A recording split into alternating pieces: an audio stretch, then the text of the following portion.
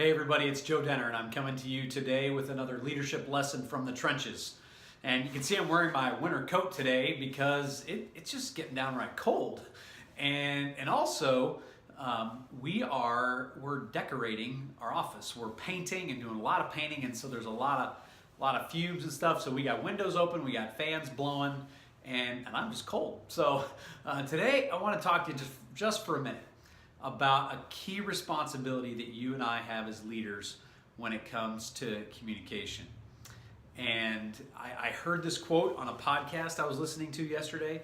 It was Michael and Megan Hyatt. And Megan made a comment that just hit me like a ton of bricks when she said it. She said, leaders are responsible for what we communicate, not what we mean or intend.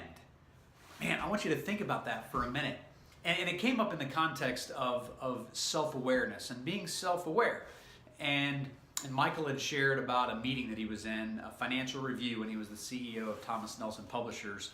And he had a consultant in the room, and on one of the breaks, the consultant came to him and said, "Hey, are you angry?"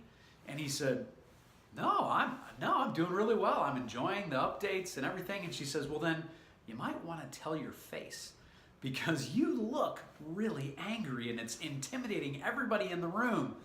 And when he shared that story and Megan made that statement, leaders are responsible for what we communicate, not what we mean or intend.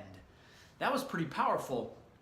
And it was especially powerful for me because I've had a similar kind of statement made to me, or similar statements. I'm a serious guy. I've often got a serious look on my face.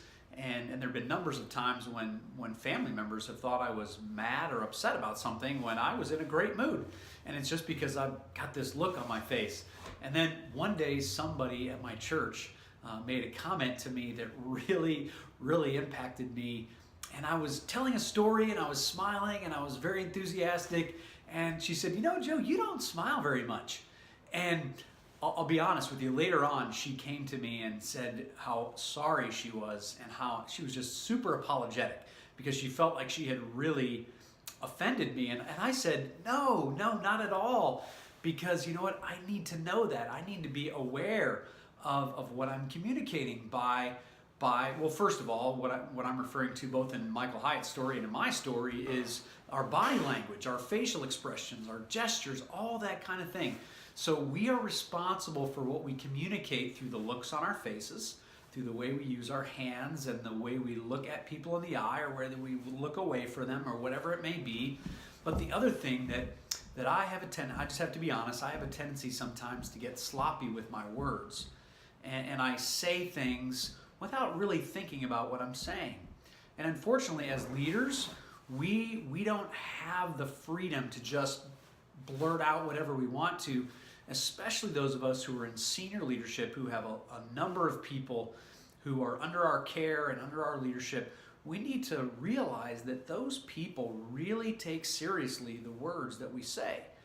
And certainly the hearer bears some level of responsibility. I'm not saying that our hearers don't bear any responsibility, but leader, you and I need to take extreme ownership. I've mentioned that in one of my blogs before, a great book by a couple of former Navy SEALs officers. But you and I need to take extreme ownership of our communication. And so we have to take the lead. We have to take the primary responsibility in what we communicate. So I just wanted you to think about that. And regardless of what your tendency are, maybe you're one of those people that people think they can't be really that happy. But that's not me.